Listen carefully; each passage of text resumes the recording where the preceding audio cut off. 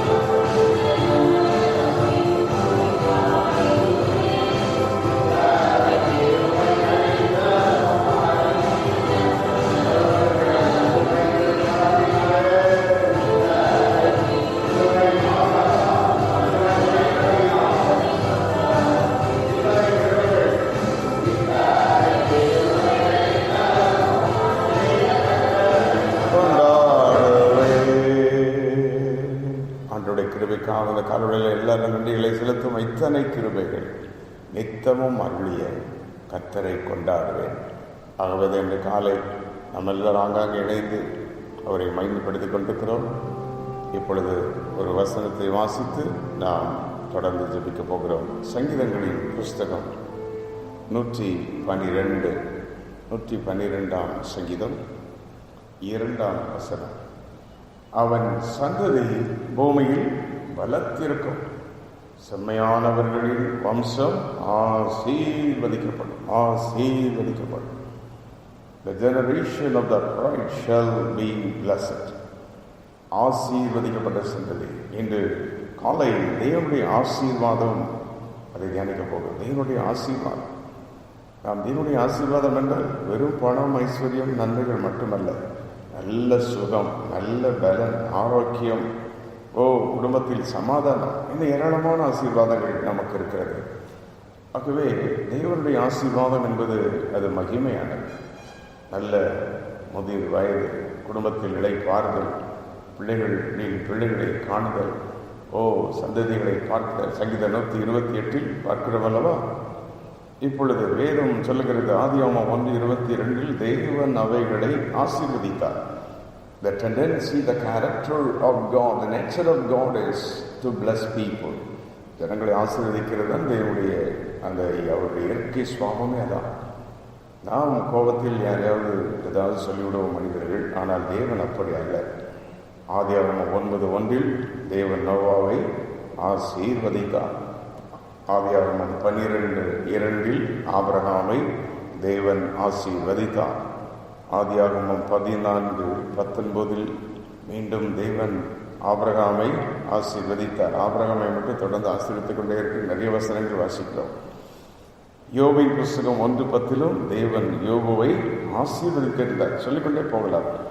வேதத்தில் தேவன் தம்முடைய ஜனங்களை ஆசீர்வதிக்கிறார். இஸ்ரவேல் ஜனங்களை ஆசீர்வதித்தார். ஆசாரியர்களை கர்த்தர் ஆசீர்வதித்தார். அவரை தேடின எல்லா ஜனங்களை ஆசீர்வதித்தார். இயேசு கிறிஸ்து உலகத்தில் இருக்கும் பொழுது சிறு பிள்ளைகளை ஆசீர்வதித்தார். இந்த காலை ஜபத்தில் இணைந்திருக்கிற சிறு பிள்ளைகளே கர்த்தர்களை ஆசீர்வதிக்கிறார். வாலிபர்களே கர்த்தர்களை ஆசீர்வதிக்கிறார். முதியவர்களே, பெரியவர்களே, தகப்பன் தாய்மார்களே, கர்த்தர்களை ஆசீர்வதிக்கிறார். 7 விதமான ஆசீர்வாதம் வேகமாய் நாம் சிந்தித்து ஜெபிக்க போகிறோம். 1, விசுவாச மார்க்கத்தாரை தேவன் ஆசீர்வதிக்கிறார். கலாத்தியர் 3:9 அந்தப்படி விசுவாச மார்க்கத்தார் ஆபிரகாமுடனே ஆசீர்வதிக்கப்படுகிறார்கள் என்று நாம் பார்க்கின்றோம். தேவனை விசுவாசித்து ரட்சிக்கப்பட்டு அவரை ஏற்றுக்கொண்டு ஞானஸ்கானத்தில் அவரோடு இணைந்து அவரை விசுவாசிக்கிறவங்க பேர் தான் விசுவாச மார்க்கத்தார். பைபிளை விசுவாசிக்கிறவங்க, வேதத்தை விசுவாசிக்கிறவங்க, தேவனை விசுவாசிக்கிறவங்க, ஜபத்தை விசுவாசிக்கிறவங்க, தீர்க்க தரிசனங்களை விசுவாசிக்கிறவங்க, ஊழியர்களை அவங்க வார்த்தைகளை நம்புறவங்க, தேவனை நம்புறவங்க, they are the people. அவங்க ஆபிரகாமின் மூலம் ஆசீர்வதிக்கப்படும். எப்படி ஆபிரகாம் ஆசீர்வதித்தார், அதுபோல இயேசுவின் நாமத்தில் தேவன் அவர்களை ஆசீர்வதிக்கிறார் என்று நாம் பார்க்கின்றோம். 2, நீதிமொழிகள் 28:20 நாம் வாசித்த சங்கீதம் 112:2 உண்மையுள்ளவர்களை தேவன் ஆசீர்வதிக்கிறார், செம்மையானவர்களை தேவன் ஆசீர்வதிக்கிறார். உண்மை. இந்த உலகத்தில் உண்மை என்பது இட்ஸ் a rare commodity. சிலர் சொல்வார்கள், உண்மை பேசினா வாழ முடியாது, உண்மை பேசினா திருமணம் நடக்காது, உண்மை பேசினா பிஸ்னஸ் பண்ண முடியாதுலாம் சொல்லுவாங்க. நல்லா புரிந்து கொள்ளுகிற காலையில் என்றைக்கும் உண்மைக்கு ஒரு வேல்யூ இருக்குது. உண்மை என்றைக்கும் நிலைக்கும். அது ஒரு நாள் அழிந்து போல, தங்கத்தை போல, பொன்னை போல உள்ளது. ஆகவே உண்மை, அந்த உண்மை என்பது நமக்கு உண்மை கிடையாது. அதனால தேவனுடைய வார்த்தையில தான் உண்மை இருக்குது. அதை பேஸ் பண்ணி நாம பேசணும். அவனுடைய வார்த்தையின்படியே பேசணும். கர்த்தருடைய வார்த்தையிலே நம்முடைய வார்த்தையை மாற்றணும். கைவைத்து ஸ்தோத்திரம் பண்ணுங்க. புரிந்தவர்கள் ஆமென், ஹல்லேலூயா. உலகத்தில் சொல்லுவாங்க, போய் சொல்லி எதையாவது செஞ்சிடலாம் அப்படி பண்ணோம். வேதம் சொல்லுகிறது, உண்மையுள்ள மனிதர்களை தேவன் ஆசீர்வதிக்கிறார். உண்மையுள்ள ஊழியர்கள், உண்மையுள்ள விசுவாசிகள், உண்மையுள்ள வாலிபர்கள், உண்மையுள்ள பிள்ளைகள், பெற்றோருக்கு உண்மை, சபைக்கு உண்மை, தேவனுக்கு உண்மை, தேவனுடைய பார்வையில் உண்மையாக இருக்கிற தேவனுடைய பிள்ளைகள் எல்லாருக்கும் ஆசீர்வாதம் உண்டு. அன்றைக்கு வேதத்தில் யோசிப்பு உண்மையாக இருந்தபோது, பேற்ற நேரம் வந்தபோது கர்த்தர் வைத்தினாரா? எல்லாத்துக்கும் அவர் தன்னை ஒப்பு கொடுத்து விடவில்லை. வேதத்தின் பக்தர்கள் அநேகரை நாம் பார்க்கின்றோம். தேவனுக்கு வைராக்கியமாய் நின்றார்கள். 3, கர்த்தருக்கு பயப்படுகிறவர்களை கர்த்தர் ஆசீர்வதிக்கிறார். சங்கீதம் 115:13. கர்த்தருக்கு பயப்படுகிற சிறியோரையும் பெரியோரையும் கர்த்தர் ஆசீர்வதிக்கிறார். ஆம், ஃபியர் ஆஃப் த லார்ட். கர்த்தருக்கு பயப்படுதல் என்றால் என்ன? பக்கத்தில் பைபிளை வச்சுக்கிட்டு கையை அப்படின்னு நடுங்கி கேட்க அந்த பயம், அதை பற்றி அப்படி இல்லை. அந்த மூல பாஷையில் ஃபியர் ஆஃப் த லார்ட் என்பதற்கு மீனிங் என்ன சொல்லுங்கள்? டிபார்ட்டிங் ஃப்ரம் ஈவில், தீமையை விட்டு விலகுவதை கர்த்தருக்கு பயப்படும் பயம். அப்போ உலகத்தில் தீமையாக தெரிகிறது, வேண்டாதாக தெரிகிறது, அநியாயமாக தெரிகிறது, இதெல்லாம் விலகி தேவன் என்னை பார்க்கிறார் என்று தேவனுக்கு பயந்து வாழ்கிறது. அதான் காட் ஃபியரிங் பீப்புள். வேலையிலும் சரி, தொழிலும் சரி, குடும்பத்திலும் சரி, புருஷன், மனைவி, பிள்ளைகள், ஆலயம், ஊழியம், எதுலேயும் சரி தேவனுக்கு பயப்படணும். அப்படின்னா தீமை விட்டு விலகணும், சத்துருவை விட்டு விலகணும், அந்தகாரங்களை விட்டு விலகணும். அதான் கர்த்தருக்கு பயப்படும் பயம். இங்கே தேவனுக்கும் பயந்துட்டு அங்கே எல்லாத்துக்கும் தீமையிலையும் ஒன்றா சேர்ந்துட்டு இருக்கக்கூடாது. அது தேவனுக்கு பயப்படும் பயம் இல்லை. So we cannot have double action. 2 படகில் பயணம் செய்ய முடியாது. ஆகவே நமக்கு கர்த்தருக்கு பயப்படும் பயம் மட்டும் இருக்கணும், தீமையை விட்டு விலகிடணும். அங்கே நம்மளை ஆசீர்வதிக்கிறார். 4வது ஆலயத்தின் மூலம் ஆசீர்வாதம். சங்கீதம் 116:26. ஆம், சிலர் சொல்லுவாங்க ஆலயத்துக்கு போயிட்டா எல்லாம் கிடைச்சிருமா, டெய்லியும் ஆலயத்துக்கு தான் போடுமா, எப்போ பார்த்தாலும் ஆலயத்துக்கு தான் போடுமா. நான் சொல்கிறேன், எப்போதும் நம்ம வீட்டில் 3 நேரம் சமையல் நடந்துகிட்டே தான் இருக்குது. எப்போதும் அதை செஞ்சுக்கிட்டே தான் இருக்கணுமா, சாப்பிட்டுட்டே தான் இருக்கணுமா? அப்படி உலகத்தில் அப்படி ஒரு நீதி இருந்தால் ஆண்டவர் ஒரு நல்ல நீதி வச்சுட்டு தான் வைத்திருக்கிறார். என்ன? இவருடைய ஆலயம், ஆராதனை, ஜபம், பாடல், வசனம், அது உண்மைதான். ஆலயத்திலிருந்து ஒரு ஆசீர்வாதம் இருக்க தான் செய்யுது. There is a blessing in the temple of God. There is a blessing in the sanctuary of God. யாத்ராமத்தில் மோசேயின் ஆசாரியத்தின் கூடாரத்தை பார்க்கிறோம். சாலமோனின் கூடாரம், நெகேமியா காலத்தில் கட்டப்பட்ட ஆலயம், பிறகு எசேக்கியேல் காலத்தில் ஆலயத்திலிருந்து ஜீவநதி புறப்பட்டு ஓடுகிறதை நாம் பார்க்கின்றோம். புதிய ஏற்பாட்டில் இயேசு ஆலயத்தில் நின்றார். காசு இருக்கிறவர்களெல்லாம் கடைக்காரர்களை தள்ளி விட்டு தேவனுடைய ஆலயம் என்று சொன்னார். இன்னைக்கு புதிய ஏற்பாட்டில் ஆலயத்திற்கு சபை என்று அழைக்கப்படுகிறது. கிறிஸ்து பெயருக்கு தலையாக இருக்கிறார். ஆகவே இந்த ஆலயத்தின் மூலம் தேவன் நம்மை ஆசீர்வதிக்கிறார். 5வது, கர்த்தருடைய ஊழியர்கள் மூலம் தேவன் நம்மை ஆசீர்வதிக்கிறார். பழைய ஏற்பாட்டிலே ஆசாரியர்கள் ஜனங்களை ஆசீர்வதித்தார்கள். மோசே ஜனங்களை ஆசீர்வதித்தார், தாவீது ஆசீர்வதித்தார். இன்றைக்கும் ஆலயத்தில் தேவனுடைய ஊழியர்கள் ஆசீர்வதிக்கிறார்கள். அதனால தான் நீங்கள் ஜபக்கூட்டங்களுக்கு போகும்போது, ஆராதனைகளுக்கு நீங்கள் போகும்போது ஊழியர்கள் கடைசி வரைக்கும் இருந்தால் ஆசீர்வாதம் போடுவாங்க. பிதாகுமார் பரிசுத்தாவின் நாமத்தினால் சில பாதியிலே போயிடுவாங்க. ஏன் இன்றைக்கு அனைத்து கிறிஸ்தவர்களுக்கு ஆசீர்வாதம் இல்லை? ஜபம் முடிகிற வரைக்கும் இருக்க முடியாது. எல்லாத்துமே கர்த்தரை சோத்திரி சொல்றதுக்கு முடியாது. அங்கே இருக்கிற ஊழியருடைய ஆசீர்வாதத்தை பெறுவதற்கு முடிவதில்லை. Very sad. என்னுடைய பிள்ளைகளை அறிந்து கொண்டு கிறிஸ்தவர்களாக இருந்தோம். அநேக சபைகளில் நீங்கள் பெரியாளர்களாக இருக்கலாம். ஆனால் அந்த ஆசீர்வாதத்தை ரிசீவ் பண்ணுற அந்த காரியம் நம்ம வாழ்க்கையில் இருக்கணும். இருந்து ஆசீர்வாதத்தை பெற்றுக்கொண்டு செல்லணும். அப்போது தேவனுடைய ஊழியர்கள் டெக்ளேர் பண்ணுகிற ஆசீர்வாதம் எந்த ஆராதனையிலும் எந்த இடத்திலும் ஒரு தேவனுடைய ஊழியர்கள், தீர்க்கதரிசிகள் தேவ ஜனங்களை கரங்களை வைத்து ஆசீர்வதித்தால் அப்படியே பலிக்கும். ஆகவே ஆதியாகமம் 47:7 அங்கே பார்க்கிறோம். யாத்திரா 39 மோசே ஆசீர்வதிக்கிற இதை பார்க்கிறோம். இப்படி வேதத்தில் பரிசுத்தவான்கள் ஊழியர்களுக்கு ஆசீர்வதிக்கிறார்கள். அடுத்தது பார்க்கிற 6வதாக, வானத்தின் பலகணிகளை திறந்து இடங்கொள்ளாமல் போக மட்டும் ஆசீர்வதிப்பேன். தேவனை கனப்படுத்துறதுக்கு ஒரு ஆசீர்வாதம் இருக்குது. Giving to God. தேவனுக்கு நம்முடைய தசமானங்கள், காணிக்கைகள், நம்முடைய நேரங்கள், நம்முடைய ஊழியர்கள், நம்முடைய சாக்ரிஃபைஸ் எல்லாத்தையும் செலுத்தும் போது அதுக்கு நிச்சயம் பலன் உண்டு. நம்ம மல்கியா 3:10 வானத்தின் பலகணிகளை திறந்து 3:8 வாசிக்கிறோம். அதை பார்த்தோன்னே சில நினைப்பாங்க பணத்தை கொடுத்து கர்த்தர் பணத்தை தருவார். இல்லை, நீங்கள் ஆலயத்தை நீங்கள் கனம் பண்ண நான் எல்லாவற்றும் ஆசீர்வதிப்பேன்னு சொல்லியிருக்கிறேன். So God doesn't pay you money. இது ஒரு பேங்க் கிடையாது. தேவன் சர்வ வல்லவர். சுகம், பலன், ஆரோக்கியம், நன்மை, நீடி, ஐசு, சமாதானம், சந்தோஷம், ஆவிக்குரிய வாழ்க்கை எல்லாமே ஆசீர்வாதம் தான். அந்த வேதத்தில் வாசித்த எபேசியர் 1:3 I will bless you with all spiritual blessing அப்படிங்கிறார். சகல ஆசீர்வாதங்களினால் நம்முடைய ஆசீர்வதிப்பார். இன்னைக்கு அநேக காணிக்கை கொடுத்துட்டு திரும்பி ஏதாவது வருமா, வேலை கிடைக்குமா, இப்படி எதிர்பார்த்துட்டு இல்லை. உங்களுக்கு கொடுத்துருக்கிற எல்லா ஆசீர்வாதமும் தேவனத்தில் தான் வந்தது. புரிந்தவர்கள் கரங்களை வைத்து சுதந்திரம் பண்ணுவோம். தேவனுடைய ஊழியர்களே, பரிசுத்தவான்களே, கர்த்தர் காலை சொல்கிறார், நான் உங்களை எல்லாவற்றிலும் ஆசீர்வதித்திருக்கிறேன். 7வதாக, விடாப்பிடியாக ஜெபிக்கிறவர்களை கர்த்தர் ஆசீர்வதிக்கிறார்.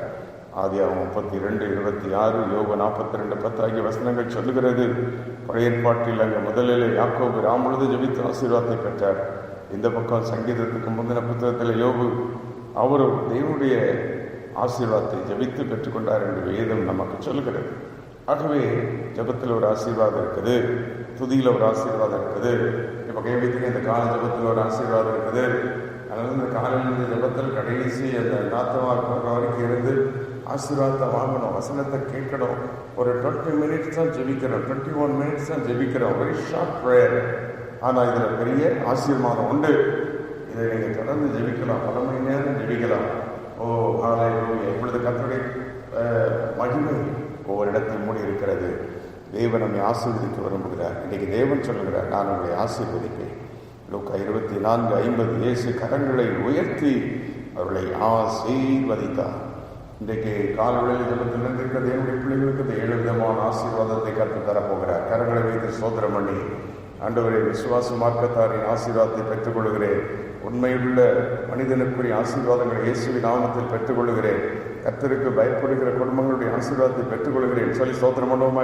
7 விதமான ஸ்தோத்திரம். ஆலயத்தின் மூலவர்கள் ஆசீர்வாதங்களை இயேசுவின் நாமத்தில் பெற்றுக்கொள்கிறேன். கர்த்தருடைய ஊழியர்கள் டெக்ளேர் பண்ண எல்லா ஆசீர்வாதங்களையும் இயேசுவின் நாமத்தில் பெற்றுக்கொள்கிறேன். எந்த சாபமும் வேண்டாம். சாத்தானுடைய சாபம், யார் போட்ட சாபம், யார் மூலமும் அந்த எந்த சாபமும் வந்து பலிக்கக்கூடாது. இந்த ஆசீர்வாதங்கள் வந்து பலிப்பதாக. நாங்கள் கர்த்தருடைய ஊழியத்தை கனம் பண்ணுவதன் மூலம் வருகிற ஆசீர்வாதங்களை பெற்றுக்கொள்கிறேன். அதை நாங்கள் டெனை பண்ணி அதை அற்பமாக எண்ணாமல் ஆசீர்வாதத்தை மகிமையாக எண்ணி பெற்றுக்கொள்ளணும். ஜபிக்கிற விடாப்பிடியாக ஜபிக்கிற அதிகாலை ஜபம், பகல் ஜபம், பலவிதமான ஆலய ஜபங்கள், ஆராதனைகள், வீடில் வருகிற எல்லா ஆசீர்வாதங்களையும் ஓ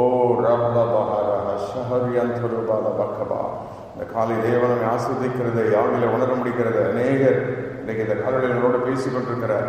ஏன் ஆசீர்வாதம் இல்லை, ஏன் எவ்வளவு பாடுகள். கர்த்தர் இன்னைக்கு இந்த வசனத்தின்படி 7 விதமான ஆசீர்வாதங்களை டெக்ஷல் பண்றார். குடும்பங்கள் மேல், பிள்ளைகள் மேல், வாலிபர்கள் மேல், சிறு பிள்ளைகள் மேல், கைக்குழந்தைகள் மேல், கர்ப்பஸ்திரிகள் மேல் இந்த ஆசீர்வாதங்கள் எல்லாம் தேவனை சார்ந்த ஒவ்வொருவரது வலிப்பதாக. இயேசுவின் ரத்தத்தின் புண்ணியத்தை நினைத்து அவருடைய நாமத்தை ஏற்றுக்கொண்ட எல்லாரையும் கர்த்தர் ஆசீர்வதிப்பாராக. ஆமென்.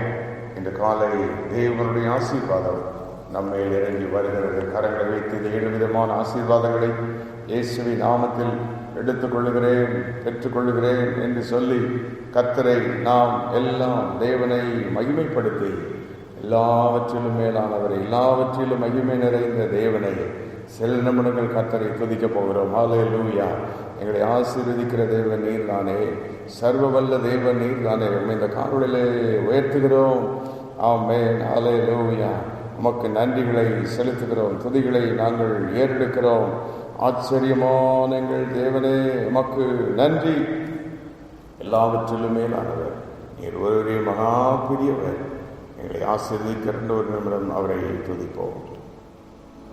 எல்லாவற்றிலும் மேலானவர், எல்லோரிலும் பெரியவர்,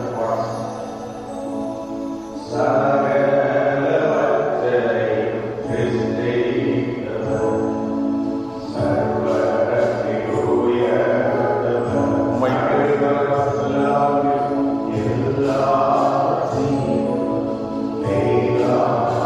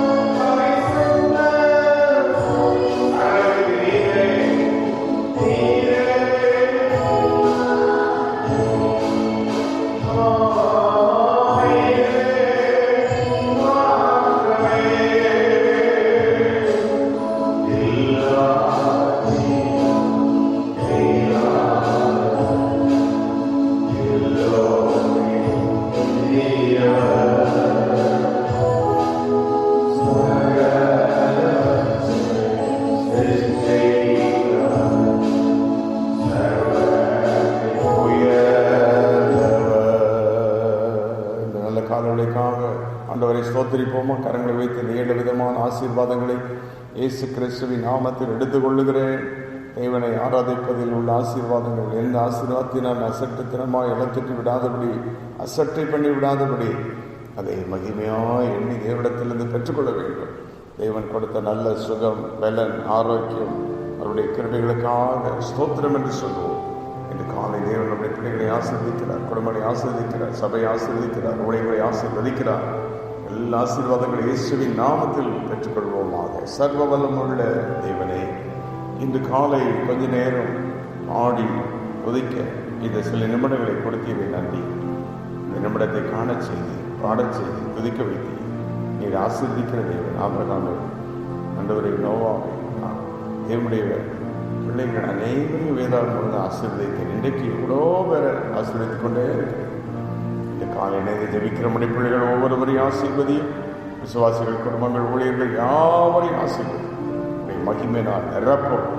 இந்த 7 விதமான ஆசீர்வாதங்கள் எங்கள் குடும்பங்களிலும் வாழ்க்கையிலும் சபையிலும் வந்து வலிப்பதாக உண்மை நாங்கள் மகிமைப்படுத்துகிறோம், உண்மை உயர்த்துகிறோம், உண்மை நேசிக்கிறோம், எங்களை அர்ப்பணிக்கிறோம், தாழ்த்துகிறோம், படைக்கிறோம். இந்த நாள் முழுவதோடு வாரும், வழி நடத்தும், பாதுகாத்துக் கொள்ளும், ஒருவரை கைவிடாது. யார் எங்கள் விலவீனம் வந்தாலும் தூக்கி நிறுத்தும், சொந்து போனால் கர்த்தர்களை தூக்கி நிறுத்தும். தொழில்களில் உடைய வல்லமை இறங்கட்டும். வர வேண்டிய நியாயமான ஆசீர்வாதங்கள் வந்து சேரட்டும். இயேசுவின் நாமத்தினாலே தடைகளை உடைக்கிற ஜீசஸ் நேம் அற்புதங்களை செய்யும். ஒருவரையும் நீ கைவிடாதே. கரம் தொட்டு ஆசீர்வதி, எங்களை தாழ்த்துகிறோம். இயேசு கிறிஸ்துவின் நாமத்தில் கேட்கிறோம் பிதாவே. ஆமென், ஆமென், ஆமென்.